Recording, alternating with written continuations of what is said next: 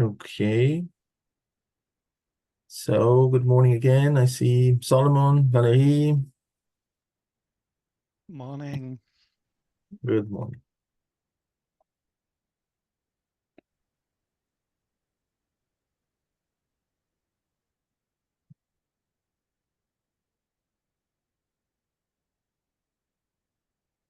Okay. Can you see my screen, the book? Yes. Okay. Before we start, just want to remind you that this is a study group.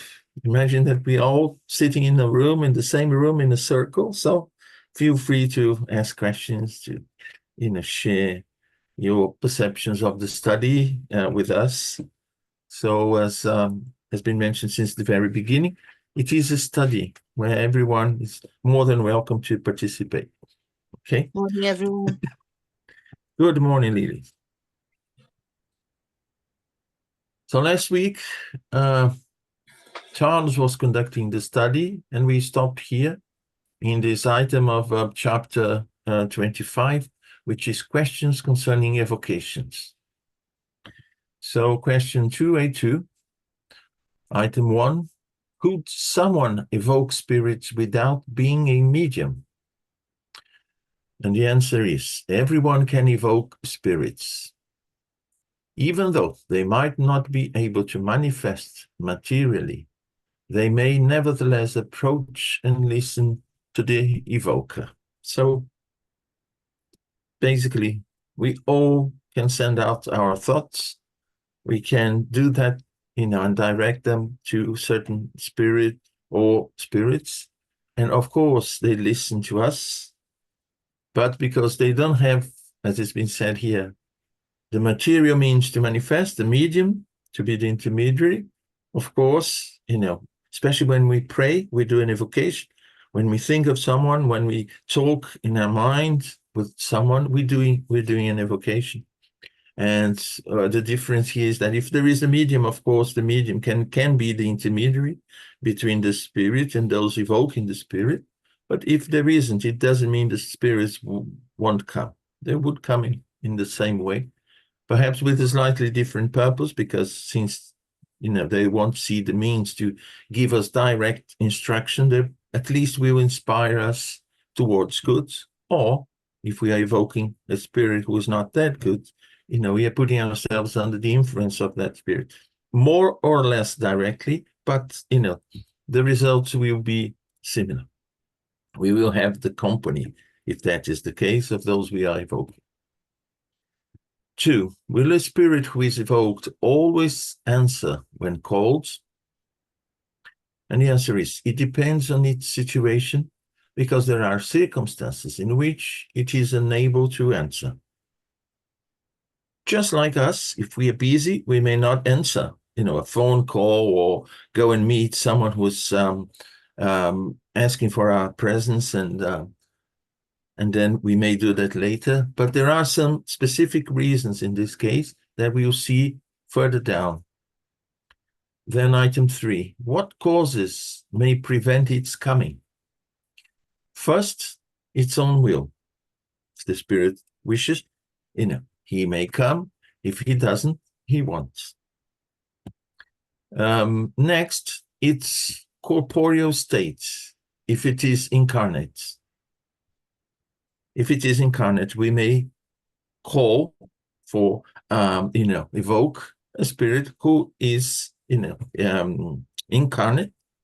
And of course, it depends on the situation. If that spirit is sleeping, that person is sleeping, that person may come. It's not something that happens very often, but that spirit may come. And as it says here, it depends on the situation of the person. If the person is in sleep state, it will be easier for that person to come. If not, for those who can do, detach themselves from the body, go somewhere and come back, yes, they may manifest themselves, as we've seen. For instance, there is this famous case in history, which is the case of Saint Anthony of Padua. his father was being judged in a different place. So, he in spirit went there while, in awake state. He went there in spirit, made the defense for his father, and then came back. So you see, yes, it is possible, but is not common. Its mission, it depends if the spirit is in a mission, what the spirit is doing, if it can, come at that moment, and perhaps, perhaps a prohibition to appear. And we'll see also the causes, why a spirit would be prohibited to come when evoked. Is that okay? So let's move on. There are also spirits who can never communicate, who, because of their nature, still inhabit worlds less evolved than Earth. Furthermore, those on globes of punishment cannot communicate unless they have received permission from higher up, which is only granted in cases of general usefulness. Two things. First, the first sentence here in this answer is there are spirits who can never communicate. Who are these spirits? They say here, because of their nature, still inhabit worlds less evolved. So these are our brothers and sisters who are at the beginning of their evolution, who are beginning to incarnate in a physical body in more primitive worlds, like cavemen, for instance.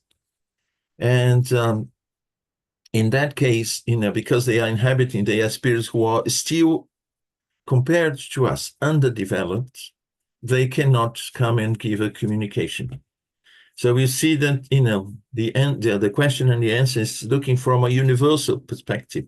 It's not limiting, calling a spirit from Earth who is here on the planet, in the physical world, or in the physical domain, or in the spirit world. They are referring here to the universe. And if we want to talk to a spirit in a more primitive world, it may not be possible because of this natural barrier. And there are those spirits who they are moved from Earth.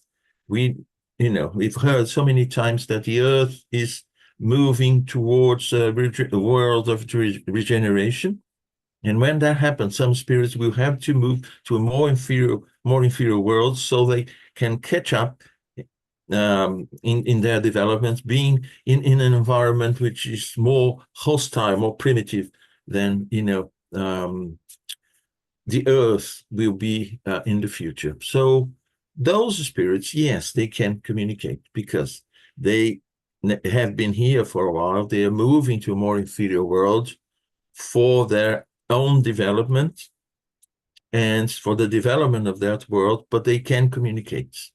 And we see also a reason for that.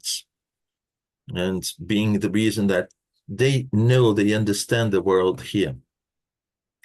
And in some cases, if the spirit doesn't understand the world and people in the world where that spirit is being called, so he cannot communicate in a proper way. So it becomes a barrier as well. But we see that further down. So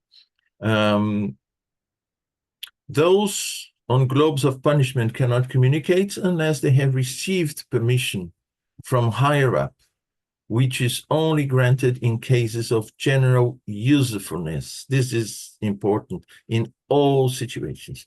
What is the general usefulness of a spirit under evocation coming and giving a communication? Is there a good purpose for that? If there is, if it's useful, that will be granted. If it's a good spirit, the spirit will come and give the communication accordingly.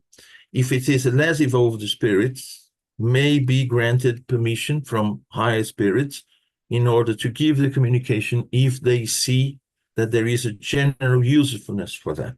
So we should bear that in mind, the general usefulness of any situation. So in order for a spirit to communicate, it must have reached the degree of evolution of the world to which it is called because otherwise he will be foreign to the culture of such a world and will not have the means of comparison available for expressing itself. So we see this is a barrier, and this explains why spirits who are still in more primitive worlds, meaning that they haven't reached, a certain degree of development to the point that can understand us, they cannot come and communicate with us.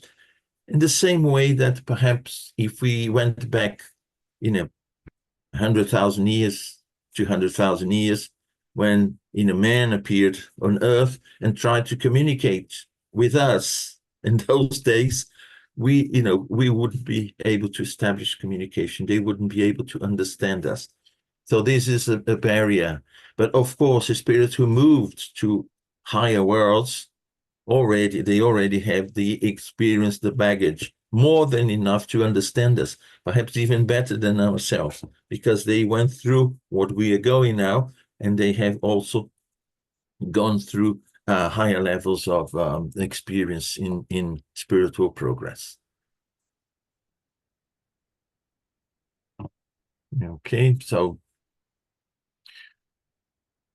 this does not apply to those who have been sent on a mission or for expiation to less evolved worlds because they possess the ideas needed for responding. That's what I said before. More evolved spirits, they can come from anywhere and communicate in principle because they are already more evolved than we. But those spirits who went to a less developed world, not because they belong to that world, but because they are, as has been said here, in expiation, then they can come because basically they are part of our group, but they are the ones who need, a different type of experience in a less evolved world, so they can, speed up their development. 4. For what reasons might a spirit be denied permission to communicate? It may be a trial or punishment for it or for the one who calls it. So we see that there is this permission is not, guaranteed. So it depends. It may be for a trial, for a punishment. That group won't receive the communication of the evoked spirit, or the evoked spirit won't be granted permission to communicate. Hi, Liz. Hi guys, good morning, afternoon.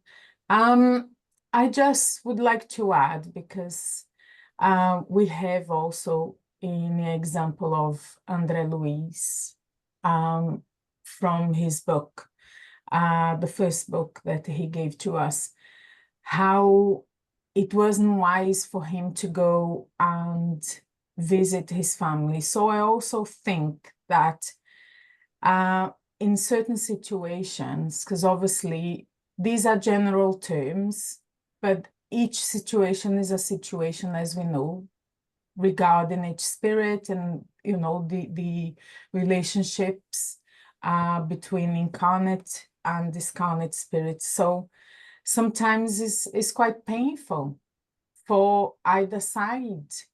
For, if I want, for example, to talk to a family member and try to advocate this family member, not necessarily that family member is going to come communicate with me, because it may be very painful for that person to come.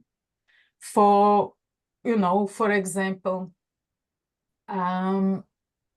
it's quite a personal example, and I had to say it to my children, because when their grandma passed away, they were so close to her and they wanted to see her in a dream. They wanted within why when they contacting her in a dream, why she wouldn't come. And I had to say exactly that, it could be very, very painful for her and see you and have that longing increase in her heart. And when she's ready, she comes and communicate with you. But in an indirect way, they wanted to evocate her, as I can see it,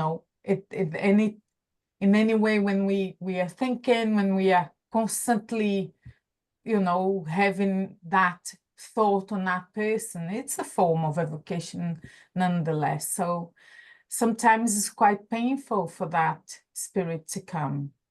And I like, obviously we need to say, because these words, trial or punishment, they are very, ominous words. And, it's only that. And I don't think I think we can also obviously see here in Kardec's words, in that spirit's words, the instruction here for people to be aware, but we know now that there are more than that, I suppose. There are more reasons than that are less kind of, oh, don't or do,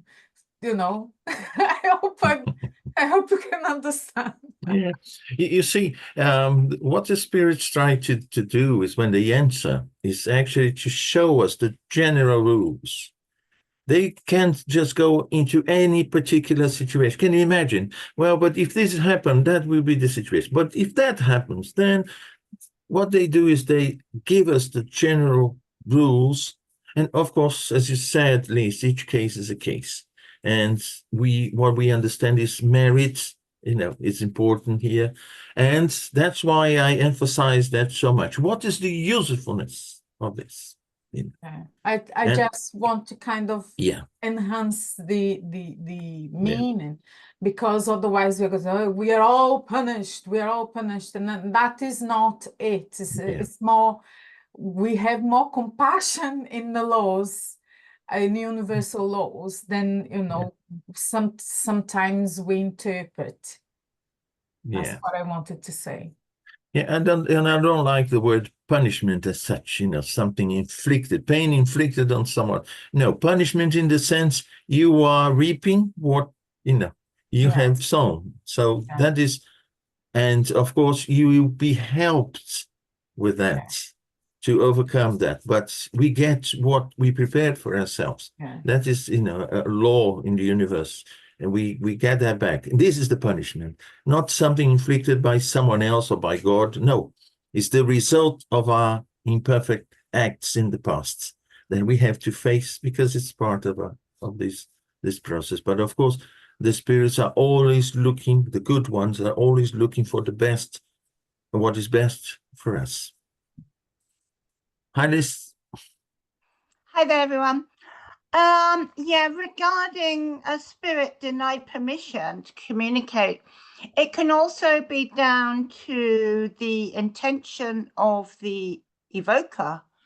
By their intentions, maybe they're being frivolous and wasting time. Maybe they haven't got good intentions, and it wasn't so much in some cases that they would be denied, but they'd be advised not to, attend or show up, because this is a circumstance where if they're being frivolous, then frivolous spirits will then answer.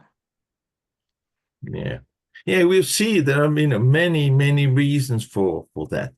And I'll give you a similar example. It's not exactly the same situation, but in the book Memoirs of a Suicide, there was, this guy who committed suicide, Camilo Botelho, and there was another guy in the group in the spirit world. They were actually recovering from, the consequences of committing suicide. And that particular guy didn't accept that at that moment he couldn't visit his family. He tried everything that he could, everything, because he wanted to go and visit his family. All the others, they accepted that at that moment they weren't prepared for that. And those spirits assisting the group, they told us all the time, this is not good. It's not important that you go now. It's not going to be productive. Don't go. In the end, he decided to go on his own. Said, I'm going. So what they said, okay, all right. We'll send someone to, be with him without him noticing that. But in the end, they decided, okay, he has his free will. He wants to go. So he went. And when he went there, he saw his wife had married another guy. And, he got to a state that it took him a long time to recover from that. But the spirit knew, that he was in a state that he wanted to do that, and they sent this group actually to bring him back after, him seeing what, or doing what he wanted to do, to go and visit his family. So that was a lesson for him and for the others as well. But they tried to prevent that from happening. But we have our free will. So we see that sometimes the good spirits don't grant us permission.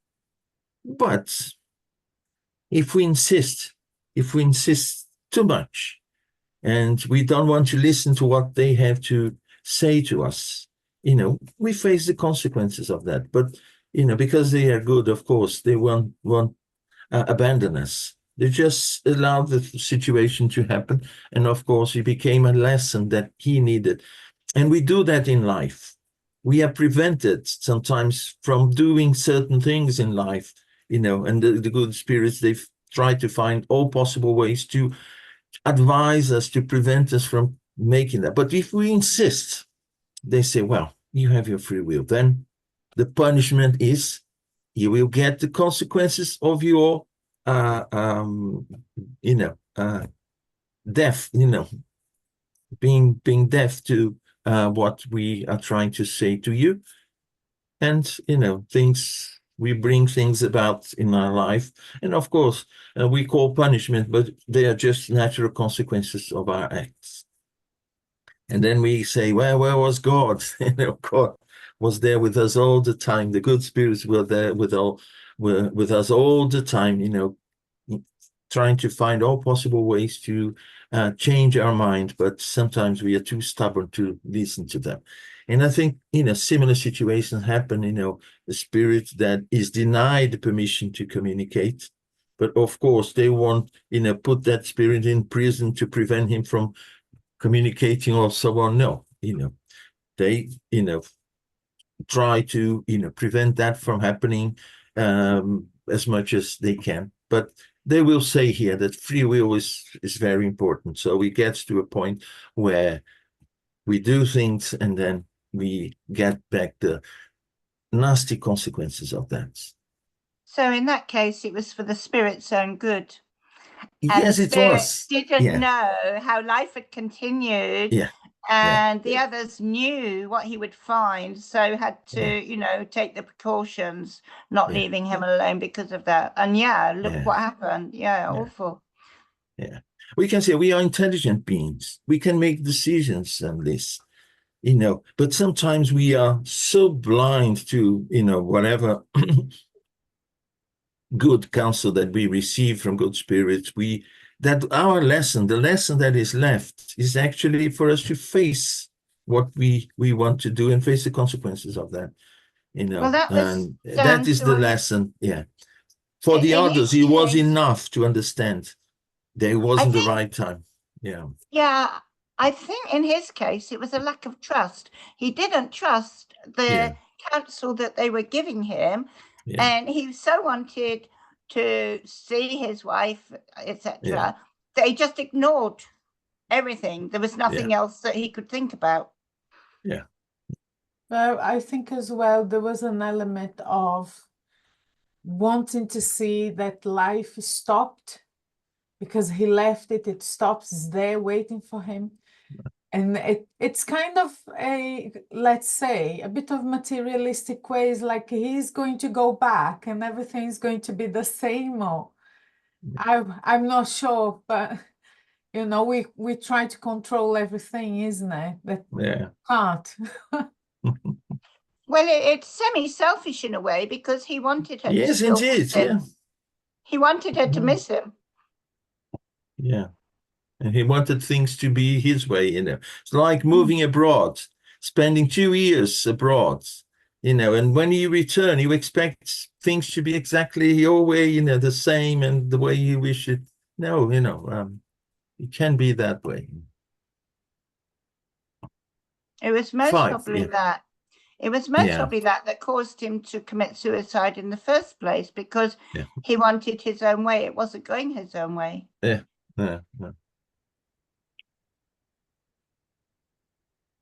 5. Can spirits who are scattered throughout space or on different worlds hear the evocations that are directed to them from all points of the universe?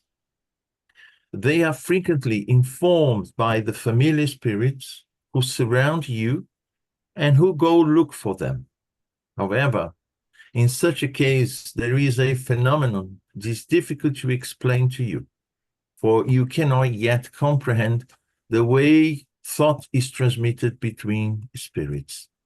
Before carry on, I just want to say here that spirits are everywhere. They may be gathered around planets. They may be just in free space as such, but they are everywhere. That's why they say scattered throughout space or on different worlds, meaning different planets. So we shouldn't forget spirits are everywhere. They prefer to gather in, like us in cities. We go to cities, we prefer, to be there, but, spirits are everywhere. Nevertheless, what I can say is that the evoked spirit, no matter how far away, receives an impulse of thought, so to speak, like a kind of electric shock, which calls its attention to the direction from which the thought has been addressed to it. We may say that it understands thought in the same way that you understand voice. It's almost like that sudden voice. Oh, I have the impression I heard someone calling me, and we even look to one side because we have the impression that voice came from this side, and we recognize the voice. Oh, it sounded like the voice of my brother. Oh, so apparently, by the description of the spirit, and I believe there's much more to that than just, these very simple comparison. Is the way that spirits perceive thoughts wherever they are.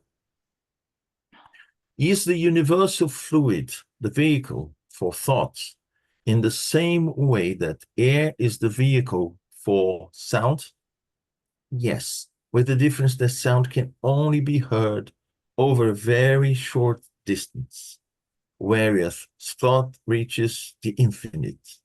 A spirit in space is like a traveler who, in the middle of a vast plain, suddenly hears his name and turns in the direction from where he has been called.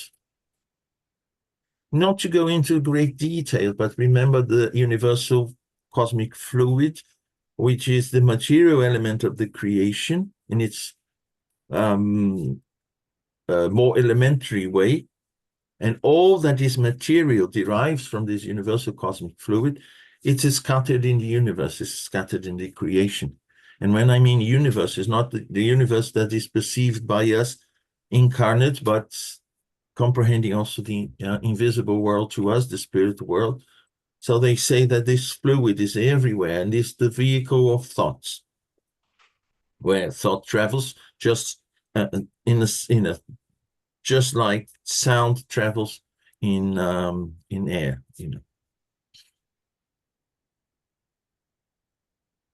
Hi, Hi there. I was just wondering, I don't know whether we can answer it or not, but whether when the spirit is evoked and it receives this kind of electric shock, is that really uncomfortable? Like, we imagine an electric shock here. Obviously, it's not an electric shock there. Well, it could be because, everything is energy. What would they feel? Or how would we know anyway? Yes, I see that just as, the situation I described earlier on, that you hear someone calling you, it's almost like a shock. All of a sudden, you have your attention on something, you are there doing your things, and all of a sudden you get this, it's not, to me, it's not like a shock, but a punch, I'm sure I heard my, brother calling me, it's that kind of impact.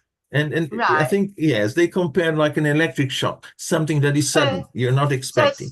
So something comes out of the blue suddenly, like an impulse. Yes, out of the blue, yes, unexpectedly, yes. Yeah, okay, Yeah. thank you. 6. We know that distances mean nothing to spirits, but we marvel at seeing them sometimes respond so quickly to the call, almost as if they were already close by. Sometimes they really were. If the evocation was premeditated, the spirit has been forewarned and frequently is present before being called. Well, but the answer here starts with sometimes, meaning that this is not the general rule, but it is, a common possible situation that we are already in our minds preparing the evocation, and meaning that in our thoughts we are already calling the attention of that spirit, or the other way around. That spirit may also be close to us for a certain purpose, and we start to perceive, through intuition or the presence of that spirit, and that's why we decide to evoke that spirit, in a meeting, meaning that the situation is there being prepared. As it's been described here, sometimes this is the case where, the spirits are already around us before the evocation. That's why they answer so quickly. Something that has been more or less arranged prior to the actual evocation. 7. Thus, the ease with which the evoker is heard depend on the circumstances. Undoubtedly, a spirit who is called with a thought of sympathy and benevolence is more moved by it. It is as if it recognizes the voice of a friend. If not called in this manner, often the evocation cannot proceed. The thought emitted through evocation touches the spirit, but if badly directed, it becomes lost in a vacuum. This also happens among individuals if the one addressed is not interested or is even antipathetic. He or she might hear, but most of the time will not answer. Affinity. To summarize it, affinity, the way you address your sentiments, your thoughts directed to that spirit. We see, of course, the intention behind that is also important, but, they, are trying, they are talking about here the way, we address the spirit will make the evocation easier or not to happen, and affinity. And they even give an example here of, people calling us. Imagine someone calling us, to do something that is silly and we are not interested, and people we don't know, we don't pay much attention. But if it is a group where, we have our interest, our friends, and so on, we can listen and answer their call more easily. Does an evoked spirit manifest voluntarily, or is it constrained to do so?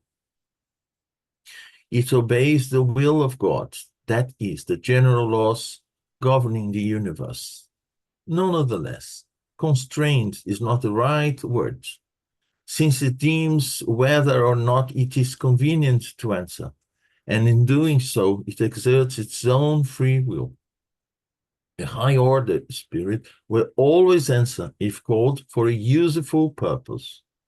It will only refuse to respond at meetings of non-serious persons, or those who try to evoke it as a means of entertainment. So we see that is the case for evocation, it's the case for mediumship meetings. If the purpose behind that is good spirits will come. Evoked or not, they will come. If the purpose is not good, they will leave. And of course, some others will have interest in what we are doing in the evocation, in the mediumship meeting. And that's why we say how important it is, what the reasons behind getting together, using mediumship, evoking a spirit, and that will actually tell if good spirits will come or not. And they say high order spirits will always answer if called for a useful purpose, but low order spirits, no, things are different. If they find a way to to influence the group, and in a negative way, of course, they'll do so. They'll take advantage of any opportunity. 9. Can an evoked spirit refuse to answer? Of course. If not, how could it have free will? Do you think that all the spirits in the universe are at your beck and call? Do you yourselves feel obliged to respond to everyone who calls out your name? However, when I say that it may refuse, I am referring to the evoker's request, because the low-order spirit can be constrained by a higher order one to manifest. So we see that high-order spirits, they decide what they're going to do, but low-order spirits, no. They may be prevented from communicating, or they may be constrained, to do it. Moni, I've Yes. just finished another book from Manuel Filomeno de Miranda. And Okay. yes, in every single book, especially on the examples that he gives of meetings for the obsession, he always mentioned that, the spirit was there, cared for, but had to communicate somehow, and they all protest, saying that was the means, because they made them talk, and they are keeping them there. But then we see that this sort of methodology is used for the good of everybody, just to reinforce the understanding that, yes, although a higher order spirit will be able to have, I wouldn't say power, but a little bit more control, just like, for example, a doctor would have in a patient to do and apply a treatment for their own good without much input from them in the hours of great need.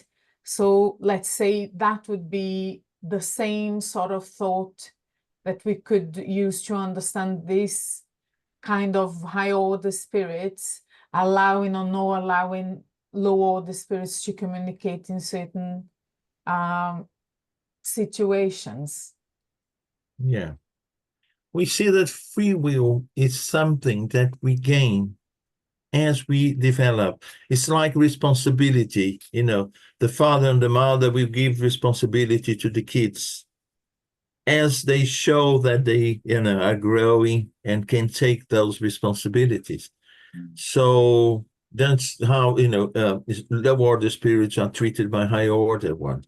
They don't have their free will to do whatever they want. No.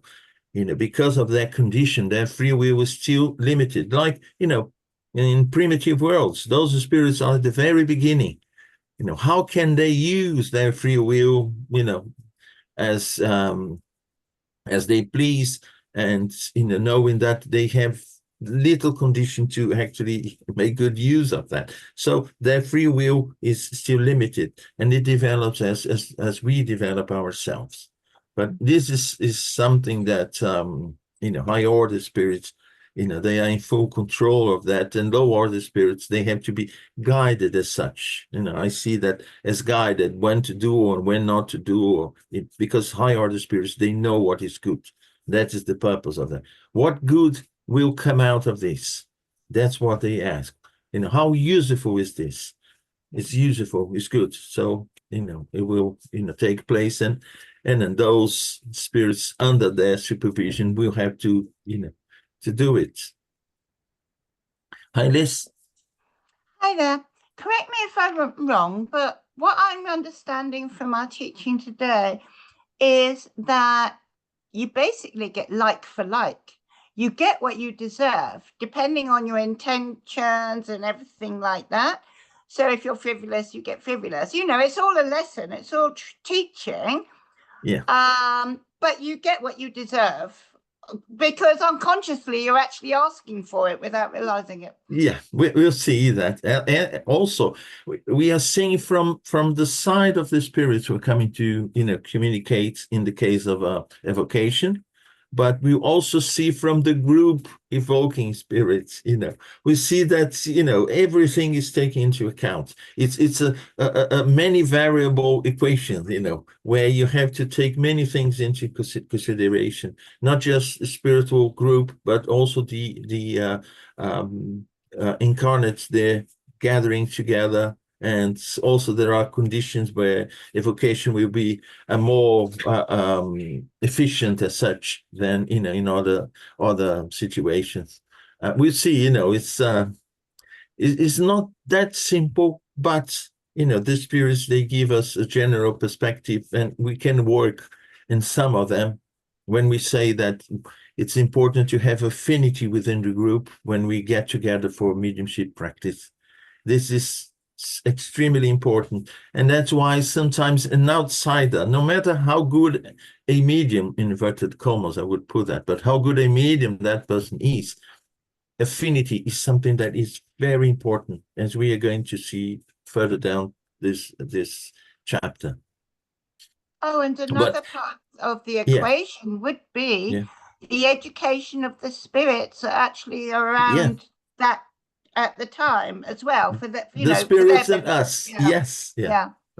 The high order spirits, they have this perception, they see things in they see the whole of it, of the situation, where sometimes we say, oh no, but I want to talk to my relative, he died and I want to hear from him, and it would be so nice. We don't know if it would be so nice if the person's in condition. Sometimes the spirit is so embarrassed by what happened that he needs some time actually to recover before having to face family members, loved ones. We know that happens, for us, incarnate. Sometimes we feel so embarrassed by something that we did that we don't want to see our loved ones for a while until we manage to sort it out, at least in part. And with spirits is the same. Our perception, individual perception of the situation, is always very limited. That's why sometimes we are not granted that, I'm going to evoke that. On our side, it may not be good for us, but on their side, they may not be in condition to answer that. Thank you.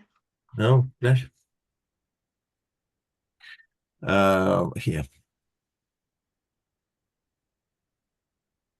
10. Does the evoker have any means to force the spirit to answer in spite of itself? No, if the spirit is morally equal or superior. I say morally and not intellectually, because in that case, you would have no authority over it at all. If it is morally inferior, however, you can make it appear for its own good, for then other spirits will help you. So we see here that, when the evocation of the spirit is, is done on the basis of trying to help the spirit. So, we get, assisted by high order spirits who will make that possible. They will then bring the spirits to communicate. I wouldn't say it's the results of our demands as such, but it would be, the purpose of doing that on our side, and the needs and the usefulness, as I mentioned so many times, seen by the good spirits that will then force, inverted commas, that low order spirits to come and communicate. But it's important here that they say morally inferior, not intellectually inferior. So, morally inferior, meaning that, we want to do something good for that spirit, and we are morally, in moral conditions to do that. 11. Would it be improper to evoke low-order spirits? And could there be any danger that they might dominate the evoker? They only dominate those who allow them to. Evokers who are assisted by good spirits have nothing to be afraid of, since they dominate low-order spirits, not the other way around.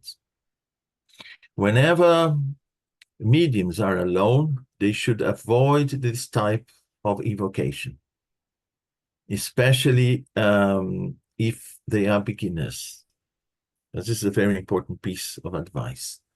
When we are in a group where we know the strength that we gain when we are in a group, when this group thinks alike, feels alike, has good intentions in doing that, especially the evocation. So they say here, there's no danger that being dominated by the low order spirits being evoked. But why are we doing that? This is the reason, if we are doing that for amusement, then of course good spirits won't protect us, won't be with us, making the situation, putting the situation under their control. They'll just leave us to our own devices, and of course we'll be exposed to those low order spirits. And in that case, we are putting ourselves at the same level that those spirits. That's why they say that will only happen if we allow that to. They start by saying they only dominate those who allow them to. So basically our intentions are everything, because we may say that, no, my intention is this, but deep down my intentions are different, and of course there's no pretense that cannot be uncovered, I would say, by spirits. And of course here with beginners and alone, we know mediums who have trained for a long time, well prepared. They have a high moral standard and so on. They are more protected than beginners, and that's why some kids used to do used to play with a glass of water and so on, and they would get scared if something happened. That's why it's not advised to do, because in the end they are evoking a spirit or opening to any spirit that will do that. And of course the spirits who look for them to amuse themselves are not high order spirits. 12. Is there any special kind of inner state necessary for evocations? The best state is one of contemplation, when one wants to communicate with serious spirits. With faith and a desire for goodness, one is more able to evoke high-order spirits. By lifting the soul in a few moments of contemplation, at the time of evocation, one identifies with good spirits and makes them more amenable to coming. So we see that, how important it is, that initial prayer, that initial inner silence, that moment where we basically connect, to high order levels of life, if I could, borrow those words, and sincerity, and put aside our problems, put aside, any difficulties that we have with other people, try to be in a harmonious group. This is something that is so important.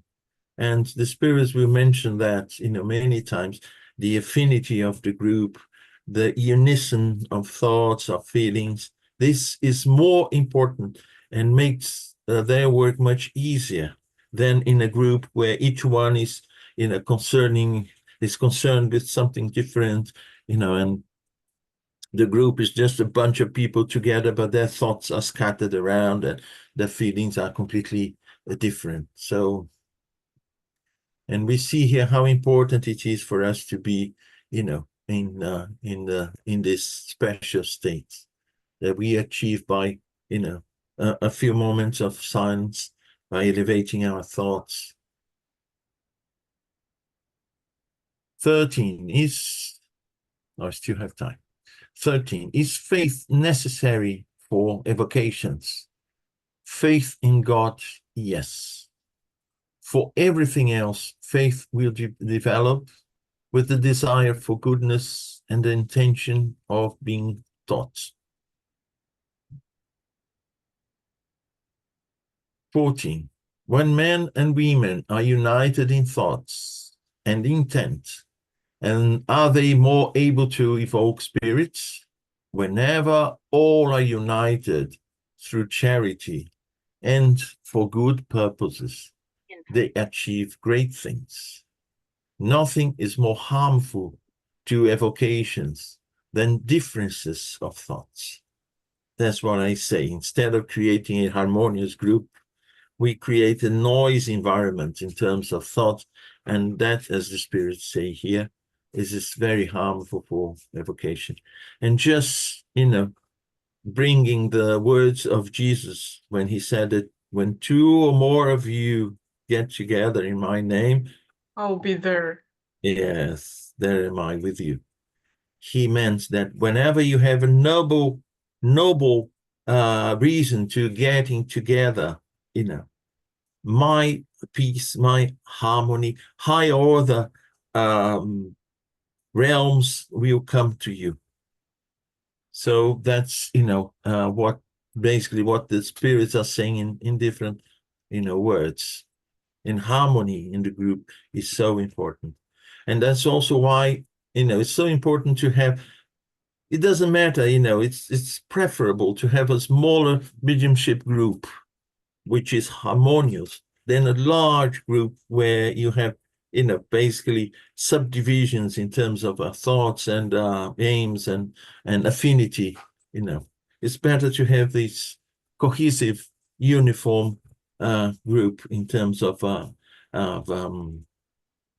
thoughts and also sentiments. A group that you feel well when you get together, where you like everyone there, and this is very important.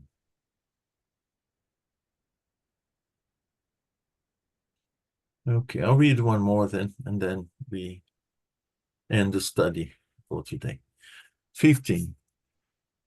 Is a useful precaution to join hands for a few minutes at the start of meetings in order to form a current. That was very common in Kardec's time. I don't know today, perhaps some groups, they still do that, hold hands and create this circle, and let's see what the spirits have to say. A current is a physical method that produces no unit among you if there is no corresponding unit of thought. It is more effective to be united in a common thought, with each participant appealing to the good spirits. You have no idea what you could obtain during a serious meeting in which there is no trace of pride or self-importance, but only a perfect sentiment of mutual cordiality. That's what I was saying before. The spirits are very sort of adamant when they say how important it is to have cordiality, to have this uniformity of sentiments, of purpose for the meeting, and no trace of pride or self-importance.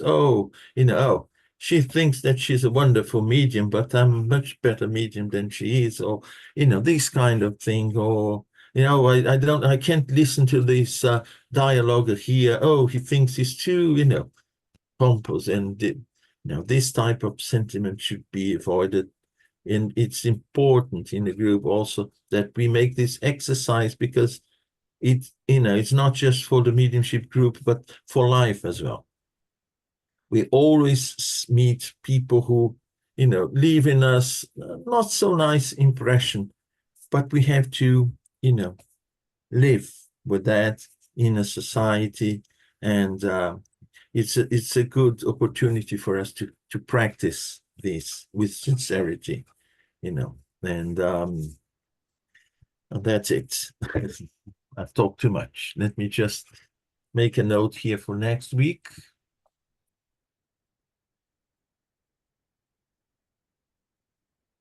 So next week is going to be, today is the 20th. Munir, can I just add one little note to this Yes, connection, please, Afal. Yeah. which is this item is a very important item for us to think about in terms of questions around if the mediumship meeting, online mediumship meeting, is effective or not. I know many of us here are involved with that, and we see results, but also here the spirits are telling us that being physically connected or present is actually not the most important thing. The most important thing is the connection that we do mentally in terms of our harmony, our thoughts, our intentions, our ideas. So it just goes to say that being physically present is not, it doesn't generate anything if there's nothing in terms of connection from a mental perspective. Wonderful, Rafael. And also thoughts. We see that there's no distance for thoughts, and there's no distance for spirits to be present. So we can understand that, distance, physical distance may mean very little when we are in harmony in terms of thoughts, since thoughts travel space in a speed that is faster than light and reaches everyone everywhere. And if we are all connected, tuning our antennas at the same frequency, we are all connected wherever we are. Okay, so Rafael, I'm going to ask you to do our closing prayer and at the same time the radiation. Yes. Please. Okay. And I think what a great day to do that after that specific question, right? The spirits are telling us the medium's book. We have no idea how much we can accomplish just by removing our self of pride, removing our idea of self-value and so on. Self-importance, yeah. Importance, and being together, directing our thoughts in the same purpose. With that, let's then put it to practice. I'll just stop recording. Yeah. Okay. Nice.